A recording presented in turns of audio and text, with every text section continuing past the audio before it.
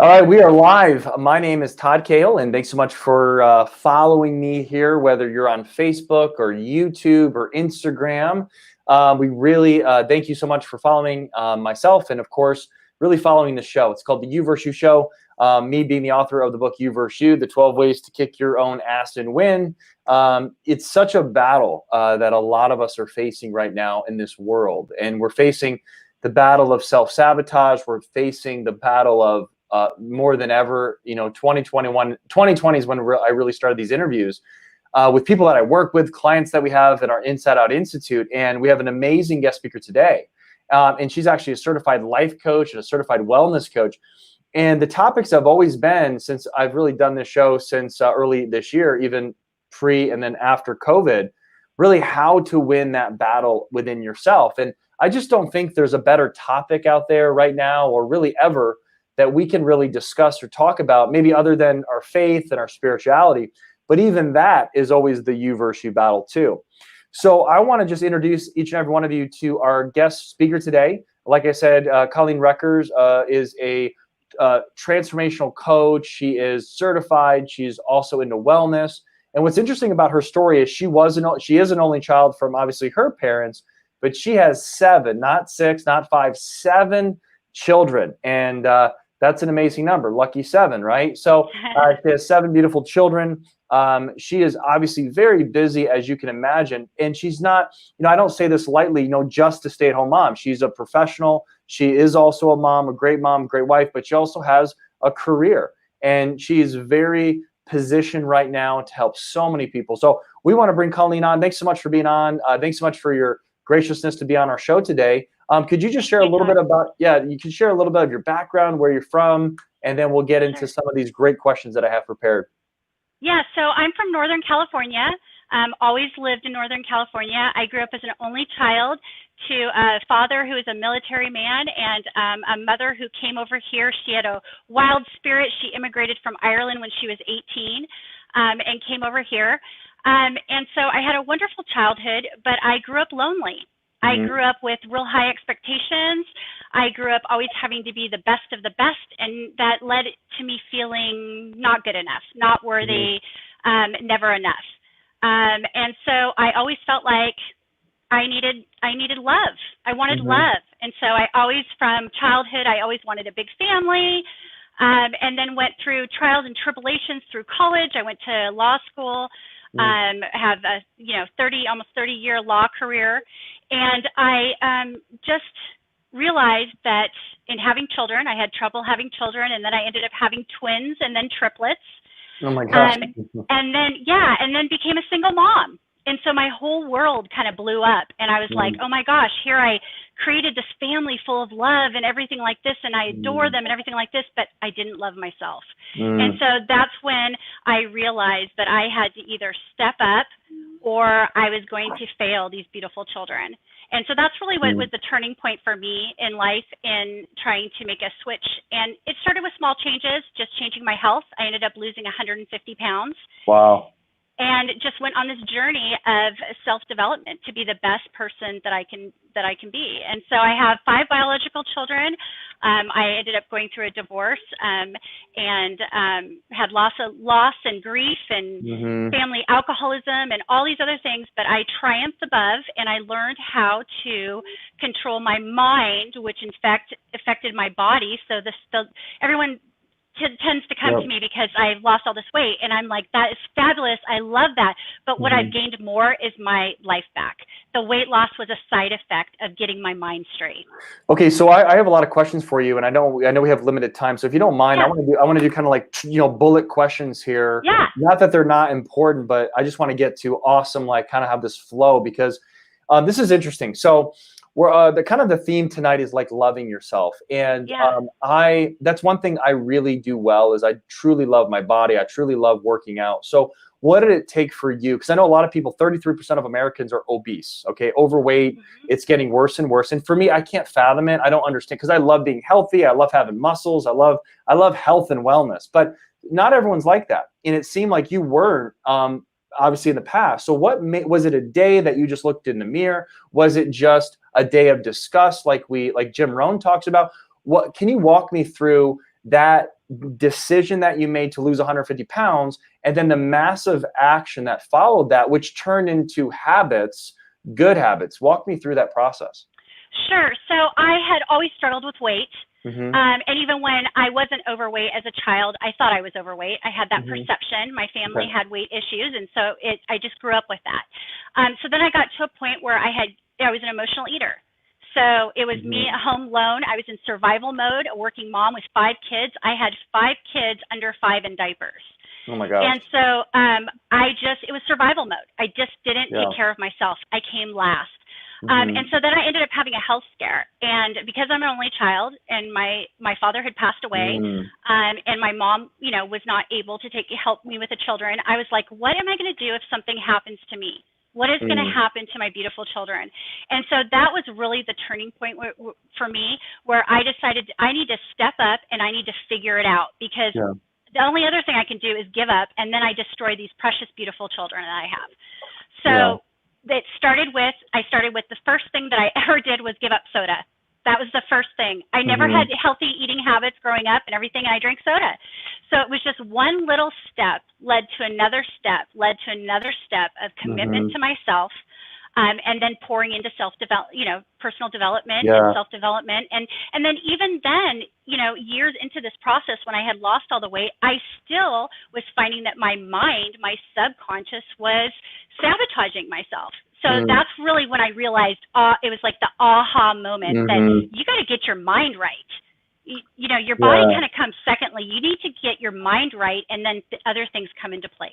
What I'm seeing is a pattern, and this is really what I learned through business. Having business acumen and being an entrepreneur, is they talk about your why. Simon Sinek, great guy on YouTube, check him out. He had this huge talk years ago about the why, and then he used Apple, as the main source of the metaphor that he was using. And it's so important that we find our why. So it seems to me, correct me if I'm wrong, but it wasn't just maybe the looks, or you just looked in the mirror like, oh, I just don't look good, I'm just gonna work out. It was really because you got to this point where there was a health scare, where it scared the crap out of you. And then you also had 5 children that you were in your care, and your why got you really became purpose driven. That's really what happened, right? Yes. And then little by little, and a lot of people nowadays, it drives me nuts, especially in America. It's like they want everything quick. They want abs right away, but they spent 40 years, going against abs, drinking soda and sugar and carbs and everything. And all of a sudden they want the quick fix with their personal trainer, or they want the quick fix with someone like you that's a life coach. Hey, fix my life, will you? Hurry up, fix my life, okay? I'm paying you. So for you, it was kind of a going from bad habits to good habits. But how long of the process was this until it became habitual in a good way, until it really kind of flowed for you, where it was like you can't even imagine drinking soda now and going back to 150 more pounds? Like, how long was that process for you? Probably the first year. The first year I really got it under control. And then after that, it came to, I started implementing other things. So I was always adding other things on. Then I started going to a gym regularly. Then I started to enjoy moving my body. And then, one thing after another. And I believe in balance, so I've never been like 100% rigid, all of that. I believe in balance. And so that's what I try to encourage my children to, is I want to be the best mom I can. I want to fully immerse. I don't want to sit on the sidelines anymore. I want to fully immerse and be able to do everything that I can do with them. And I have to be strong of mind, and I have to be strong of body. Good. For me, it's the you versus you battle, is really putting your armor on, and you versus your freedom. So for instance, in the chapter of one of my books is you versus your freedom. And I really think that honestly, everyone's why, collectively 7.5 billion people on this planet, I really do feel like we're all different. We have different personalities. We have different goals, dreams, motivation. I get all that. I respect all that. But what I really believe all collectively that we want is freedom. We want the freedom of inner peace. And inner peace is like way cooler than a Lamborghini and a mansion and money. So inner peace. So how is you going through that personal growth brought you more inner peace, when obviously, I can't imagine what you went through. So here you are years ago, whatever it was, single mom, literally, with and also, people don't talk about the trauma of losing a loved one. losing someone that you Yeah. said I do to, and I love you, and all of a sudden now they're gone, and you're pretty much left, and you're like, while you're trying to raise kids, you're lonely, you're alone, you feel like, you watch these romantic comedies, you're like, why can't that just be me? And it's like all these things that the media says, that you should have. How did you get that freedom of mindset where it's like, I'm going to be okay? I'm going to focus on myself. Like, where did that power, how did you get empowered by that? Right. So I think the first thing, I wasn't empowered. I was faking it, and I wasn't authentic. Everyone thought I was really confident, and I always came off as really confident and everything like that because that's how I survived. I was in survival mode. And so it took me a while to really get real with myself and realize that I needed to change my mind, because what was happening is I had lost all this weight, but my mind was still holding me back. It was still not allowing me to level up. It was still not allowing me to, I was still sitting on the sidelines. And so for me, it was like diving into personal development, diving into, why do I have these issues? Looking back at my childhood and through my past, my parents were amazing. They did the best that they could. But regardless, we're all programmed. We all have different experiences and different everything and baggage and emotional stuff that goes on. And I felt lost. And so it was really having to be okay just being me and being happy with me and not having to please anybody else. So it was really a lot of mind work. It was a lot of mind work. Can you talk, so can we get a female perspective on this question? Because obviously you're a female, and females are different than males in a lot of different ways, because we're different species, really. But talk to me about you versus your persona. So, now that you're obviously on the other end of that, I feel like Instagram is a lot of women that are portraying, not that men are not, but I'm just saying, even with their physical bodies, even like the millennials are portraying like, beautiful, I'm beautiful, I want your attention, give me your attention, everyone, here I am. But really, when you get to know them, they are absolutely low confidence. They're trying to get more confident, and they feel like they have to do that. They're like pressured to show their body off. And I have 2 daughters. I have a beautiful wife, and I really, and my daughter is 14, and she's on YouTube now, and she's really kind of saying, "Oh, I got more followers today." And I'm like, "Oh boy, I need to have that talk with her about the edited version of yourself compared to really loving yourself and not needing all that validation, even on social media, and of course in real life too." So can you speak from like the female perspective, if you were coaching another female and she's really kind of tied into that, that persona that really isn't real, it's just an app, it's not real, and you can edit pictures and stuff like that. What would you say to a female person to empower her to do what you did? And whether it's losing weight, whether it's maybe going through a hard breakup, but just focusing on loving herself, how beautiful she is as a female.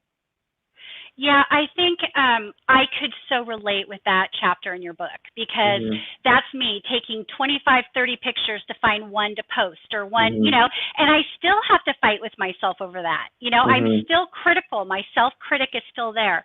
But what I try to tell my daughter's 16, and then I have another daughter, 14 and 11. And what I always try to tell them to do is be grateful for what God gave you. And that's what I always go back to, is being grateful for what your body can do. So it's really sitting inside your body and being mindful and understanding how your body functions.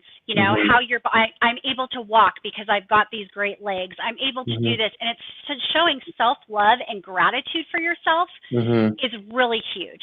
And then it's the whole compare thing. Don't compare someone else, even with a journey, people's journey with weight loss, with anything else. You compare yourself to somebody else's finish line when you're at the beginning and you want it instantaneously. Our whole world, go to the ATM, get fast food, go here. Everything is instantaneous now. And so we're used to that programming. So it's all about, I think, gratitude, spending time with yourself, really diving into yourself, and working through those things to develop a strong core and a strong sense of self. Yeah, I know for me, because we all deal with that too, like you versus your persona. I think for me, what really drives, my self-worth is that I'm not worthy. And because God made me, I'm not worthy. So if I'm meaning God made me, so I'm worthy for his love, but I'm not worthy by myself. So if we're only just searching for our own power, we have to realize that we were created by the all-powerful. So if I can step into that power, then I'm like, oh, what did I care so much about what people thought of me, because I know what he thinks about, you know what I mean? So whether that's universe or God or anything, I mean, I personally believe in God. It's just, that's the most empowering thing, to know that without that, we are unworthy. And because we're going to keep chasing all that other substance stuff, when we don't realize that we are unconditionally loved. And it might not be even by our spouse. It might not even be by your parents. I mean, most moms are amazing, but there are some people that don't have a really great mom, okay? That's addicted to drugs and left them and abandoned them. And that's a tough situation, because your mother is supposed to be like pretty much God, you know, almost God mother, okay? And I really believe mothers are the incredible. But sometimes people don't have that great mother. So now where do they turn? Now they live a life of kind of like doing that. So I think once you get that self-awareness, that it's not just about you, but it's about understanding how powerful that you are and why you're here, and being purpose driven, and why you're here for 60, 70, 80 years. I think all the critics and all the comparison, all of it's almost laughable. It's just like, absolutely. Keep building your Instagram, guys, while I'm living real life, going on a hike with my wife. You know, keep doing those 30, edits while I'm just going to post a picture and move on with my day. So that's obviously what you do for people. I know you do, and I know you're empowering women and men to do that. So so talk to me about a couple last things here. Then I want to talk a little bit about what you're doing now. So balance. You said something about balance, and I've heard kind of like even Tony Robbins and Gary Vaynerchuk say things that I don't agree with. I love them, but some things they say that I don't agree with. And a lot of times they say, oh, there's no such thing as balance. I got to say, from 20 years of my experience, there is. And it's kind of like a flow. And having 7 kids, can you speak on that? Like, meaning there's a time to work, and there's a time to play. There's a time to relax, and there's a time to rest. But you have to plan it. You can't just like work, oh, I just started a business, babe, I'm sorry, 24/7 for the next 2 years, but I promise after 2 years, I'll be there for you. She's gonna probably go meet someone else. That's what's gonna happen, okay? So, so tell me a little bit about that word balance for you, and how you kind of compartmentalize, like being an achiever, being a mother, and all that good stuff. Yeah, well, definitely balance has been a work in progress, because I did it really poorly before, and everything was about everybody else and not myself. So when I decided to switch that, what I ended up doing is getting up in the morning, and my non-negotiables for me are done in the morning. So I'm up at 4 a.m., I'm at the gym, I'm doing my meditation, I have my quiet time, I'm doing all my stuff that are like non-negotiables for me first thing in the morning. And then I start the kids and the work day and everything like that to go on. And then at 3 o'clock, another time, that's my time. I have an appointment with Sunshine, because that's what's like fills my soul. And that's the time that I use my second meditation. I use it to fuel my body. I use it to get water, because I'm one of those people that I'll sit and work and work and work and work, and then, all of a sudden it's dinner time. So I had to make those appointments and those non-negotiables with myself. But the other thing that I do is every Sunday I plan out my week. I have it planned out. Now, I don't totally time block, because with 7 kids, you can imagine things go all over the place. But I do have it mapped out to where I'm getting all my non-negotiables done in the morning. I try to even schedule appointments or anything like that. And then my afternoons are a little bit more fluid, just because that tends to be where the kids things come up that aren't planned. But it's just all about planning ahead, staying on top of it. And then the other thing that I'm really trying to incorporate that's really important to me is putting down everything at night and using that evening time to have that bedtime routine and get on to that, because sleep is so important. Yeah, you hit something really. I was listening to Rick Warren today while I was working out, and he said, if you look at like even way back years ago, the Garden of Eden, and I'm also watching Yellowstone show with Kevin Costner, and I just love Montana. I mean, Montana and Wyoming, and just being in that. You talk about meditation, you talk about being in the sun. I just love the wilderness, and I love being outside. And I think we as a country have gotten so consumed by not only commercialism, but also pavement, shopping malls and downtown. And because a lot of people are flocking to, maybe not now, like it used to. But now, like, Right. because I had a place in downtown Chicago, and it gets boring, even though there's millions of people there, because we really need to be connected in nature. So having Absolutely. that balance, and I love what someone wrote, Monica Dunbar. She wrote some good stuff there, Monica Dunbar. And I really kind of want to say that if you're not balanced and you have, you know, kids, or you have a spouse, or you have a boyfriend or girlfriend, I got to tell you, if you don't really make time for your loved ones, you're going to get to that point where you said you had a health scare, where you might have a relationship scare, a Yep. marriage scare, a health scare when you're not making time for your health. And hopefully you don't have to get to that point, or a cancer Right. scare where you're like, oh my God, okay, fine, I'll finally change. I'll finally be balanced. I'm so sorry. And maybe it's too late. So how important is it for you to not only love yourself, but by loving yourself, you do have this these boundary or this balance set, which leads to boundaries. So the last thing I want to talk about is loving yourself means you have to have boundaries when it comes to the outside world, because a lot of people are going to want your attention, even clients, even people you work with. How are you setting your boundaries because you do want balance and you do love yourself?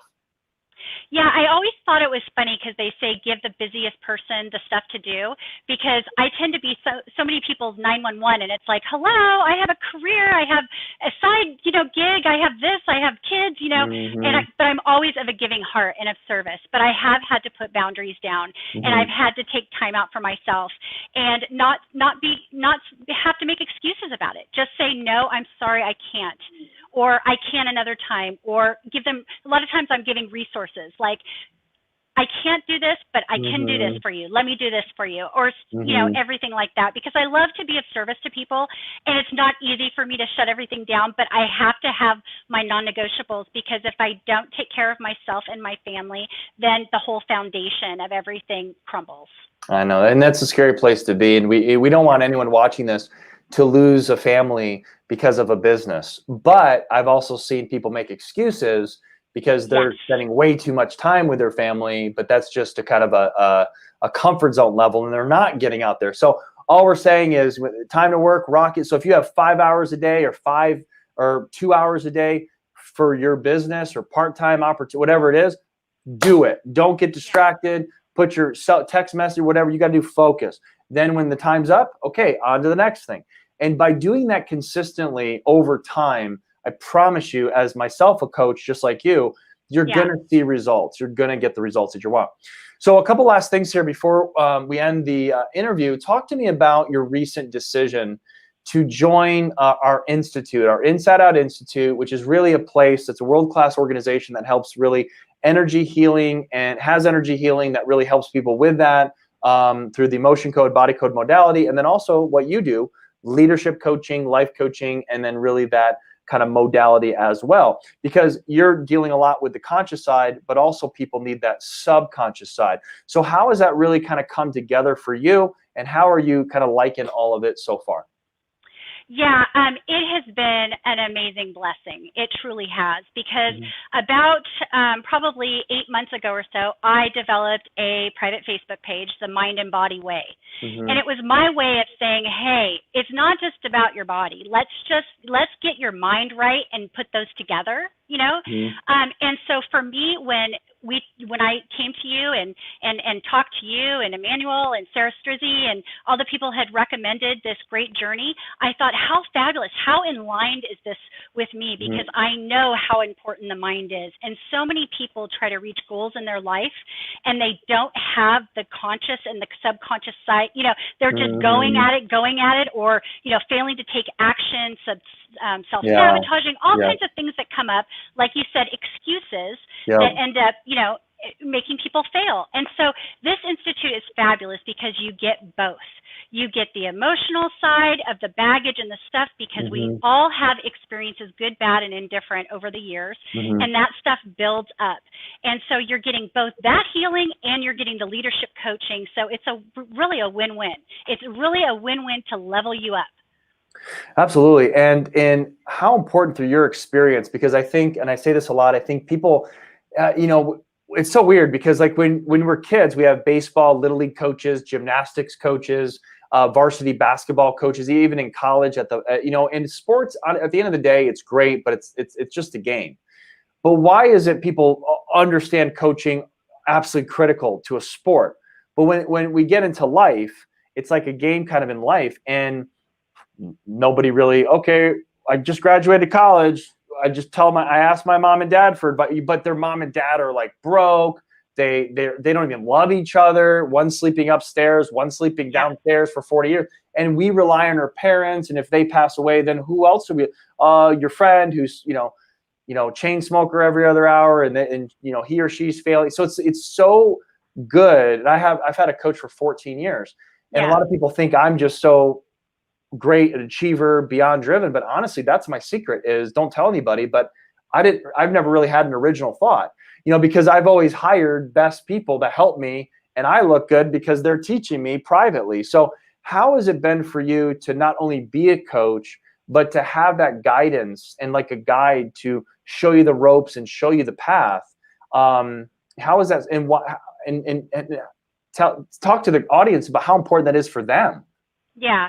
So I think the part of the problem, and this was for me, is I didn't have exposure to that. We grow up in, a lot of us grow up in a society where, okay, you go to school, you graduate from high school, then you go to college, then you get married, then you have kids, then you go out to corporate America.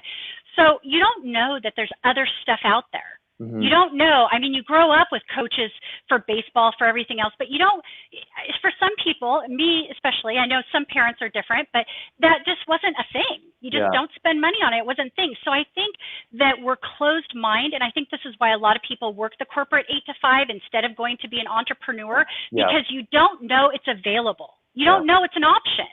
And so I think when you realize it's an option and you stop putting up your hand and being closed to these new things because you believe that those aren't part of how life is supposed to be, and when you open yourself up to them, then great things can happen.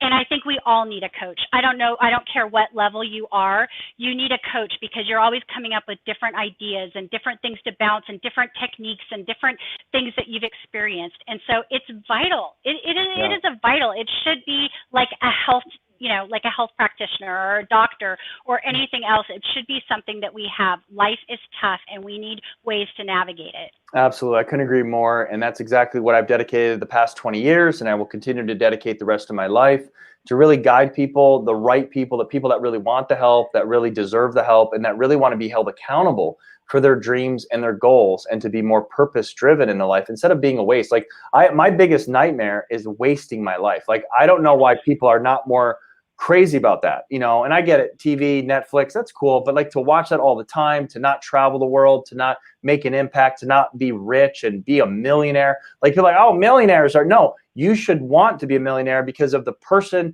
that you have to become to be a millionaire. It's not about the money, but it's the person that you must become in order to have that in financial. But no, I'm happy with my 9 to 5, making 40,000 a year before taxes. It's like, come on, really? Did God create you to live the pavement life? No. Okay, but people choose it and they open that door, but they don't realize there's a lot of bigger doors that they could open. And that's why we do this interview today, to help at least one person open their eyes to the possibilities that are out there because of our interview today. So Colleen, thank you so much for that. If you could just give us your handle on, so you can follow Colleen Reckers on Facebook right there. Yes. What is your handle on Instagram? It's Colleen Reckers, and then it's also my website is ColleenReckers.com. Awesome. Awesome. Well, Colleen, it's been absolutely a pleasure to have you on the Thanks for having me, Todd. Thanks for your energy. Thanks for your content. We really, really appreciate you. Awesome. Thank you so much, everybody.